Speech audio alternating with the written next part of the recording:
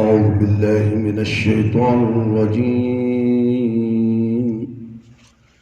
بسم الله الرحمن الرحيم. نحمده ونصلي على رسوله الكريم. أما بعد. سورة الصف آیت نمبر 7 سے 14. ومن أظلم ممن افترى على الله الكذب وهو يدعى إلى الإسلام والله لا يهدي القوم الظالمين. يريدون ليطفئوا نور الله بأفواههم والله متم نوره ولو كره الكافرون. هو الذي أرسل رسوله بالهدى ودين الحق ليطهره على الدين كله ولو كره المشركون. يا أيها الذين آمنوا هل أدلكم على تجارة تنجيكم من عذاب أليم تؤمنون بالله ورسوله وتجاهدون في سبيل الله بأموالكم وأنفسكم ذلكم خير لكم إن كنتم تعلمون. يغفر لكم ذنوبكم ويدخلكم جنات تجري من تحتها الأنهار ومساكين طيبة في جنة عدن ذلك الفوز العظيم. أخرى تحبونها نصر من الله وفتح قريب وبشر المؤمنين. يا أيها الذين آمنوا كونوا أنصار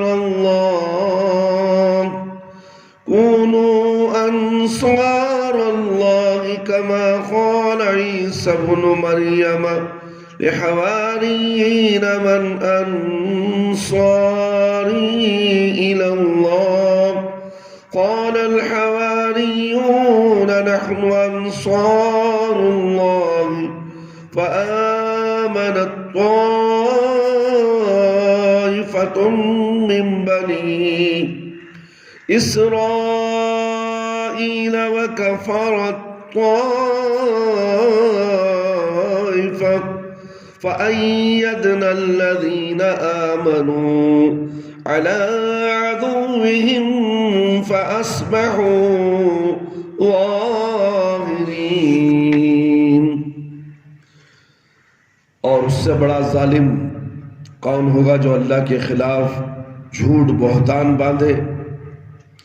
اللہ اسے اسلام کی دعوت دی جا رہی ہے حالانکہ اسے اسلام کی دعوت دی جا رہی ہو اور اللہ ظالموں کو ہدایت نہیں دیتا. کفار اللہ کے نور کو اپنے منہ سے پھونک مار کر بجھانا چاہتے ہیں اور اللہ اپنے نور کو پورا کرنا چاہتا ہے چاہے کفار کو یہ بات کتنی ہی ناگوار گزرے. اسی نے اپنے رسول کو منبع ہدایت قرآن اور دین حق کے ساتھ بھیجا ہے تاکہ اسے تمام ادیان پر غالب بنائے چاہے مشرکین کو یہ بات کتنی ہی ناگوار گزرے. اے ایمان والو، کیا میں تمہیں ایسی تجارت بتاؤں جو تمہیں دردناک عذاب سے نجات دے گی؟ اللہ اور اس کے رسول صلی اللہ علیہ وسلم پر ایمان لاؤ گے، اللہ کی راہ میں اپنے مال اور اپنی جان یعنی اپنی جانوں کے ذریعے جہاد کرو گے. اگر تم جانو تو یہ تمہارے لیے بہتر ہے، تمہارے گناہوں کو معاف کر دے گا اور تمہیں ایسی جنتوں میں داخل کرے گا جن کے نیچے نہر جاری ہوں گی जन्नात आदनिन उम्दा रहाइश गाहों में तुम उम्दा रिहाइश गाहों में ठहराए जाओगे, यही अजीम कामयाबी है। और एक दूसरी नेमत देगा जिसे तुम पसंद करते हो, यानी अल्लाह की नुसरत और तायद और करीब ही हासिल होने वाली फतह, वो कामरानी आए। मेरे नबी सल्लल्लाहु अलैहि वसल्लम आप मोमिनों को बशारत दे दीजिए, ऐ ईमान वालों अल्लाह के मददगार बन जाओ, जैसा कि ईसा बिन मरियम ने हवारियों से कहा कि दावत इल्लाह की राह में मेरी कौन मदद करेगा। हवारियों ने कहा कि हम अल्लाह के दीन की मदद करने वाले हैं। बस बनी इसराइल की एक जमात ईमान ले आई और दूसरी जमात काफिर हो गई, तो हमने ईमान वालों की उनके दुश्मनों के मुकाबले में मदद की, बस वो गालिब हो गए।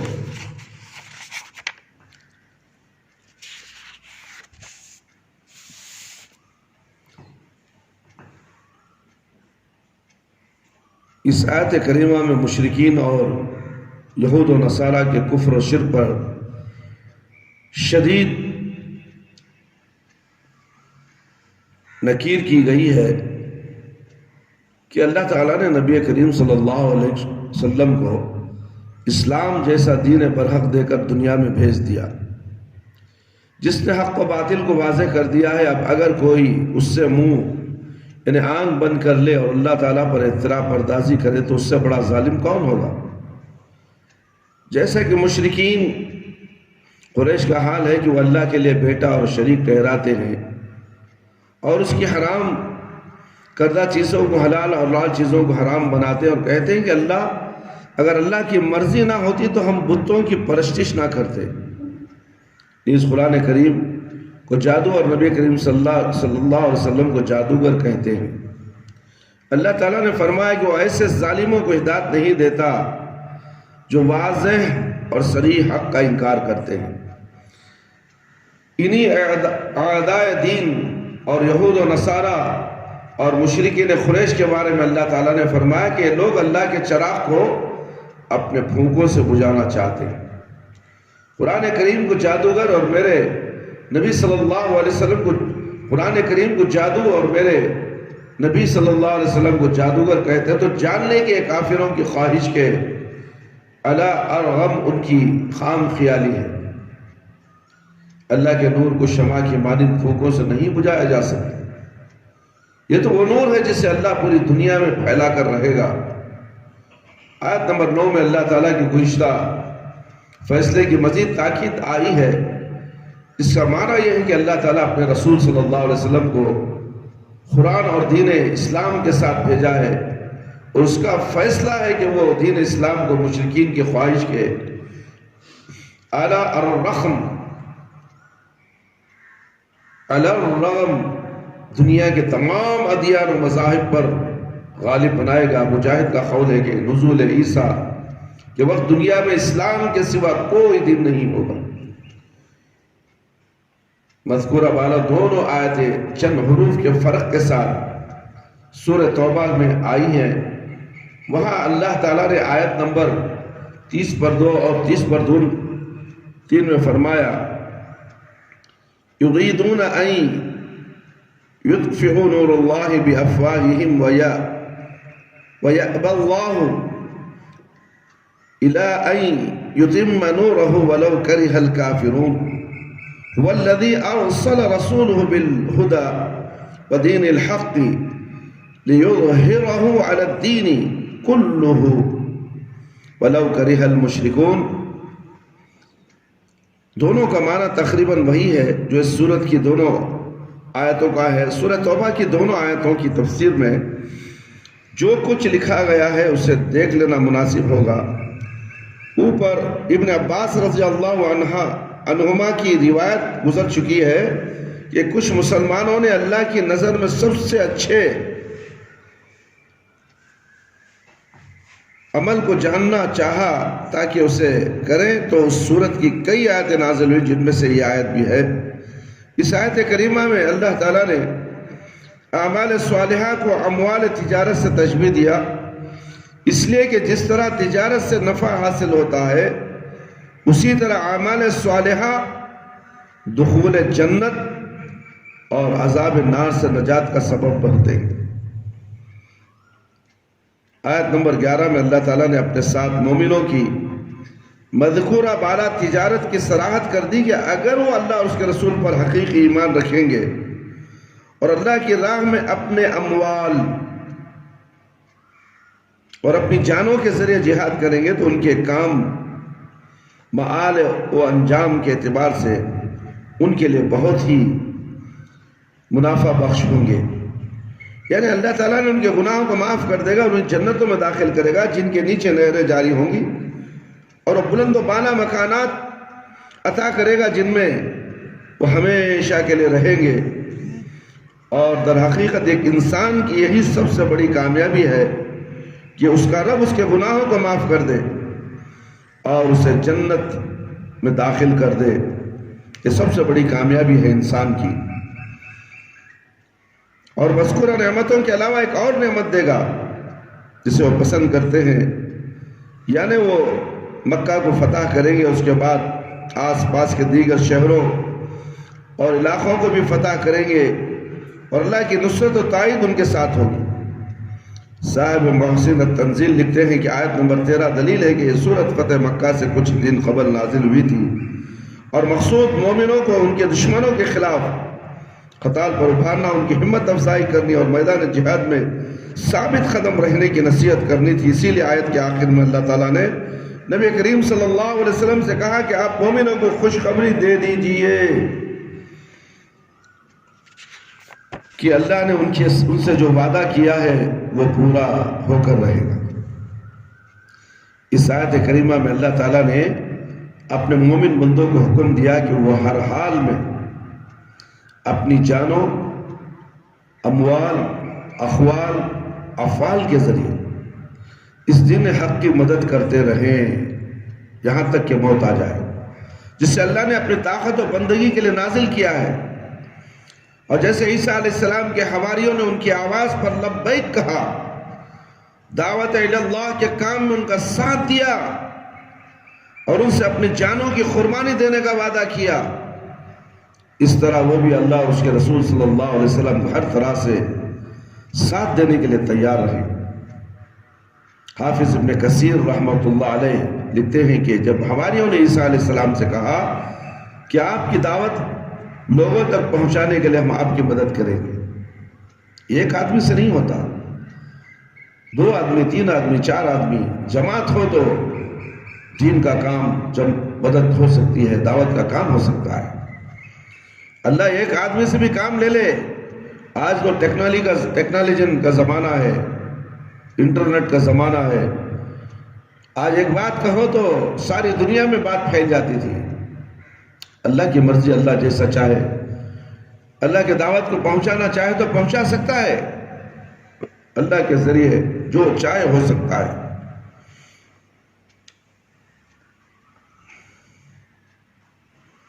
حافظ ابن کثیر رحمۃ اللہ علیہ لکھتے ہیں کہ جب حواریوں نے عیسیٰ علیہ السلام سے کہا کہ آپ کی دعوت لوگوں تک پہنچانے کے لیے ہم آپ کی مدد کریں گے، تو انہوں نے انہیں اسرائیلیوں اور یونانیوں کے پاس توحید کی دعوت کے ساتھ بھیجا۔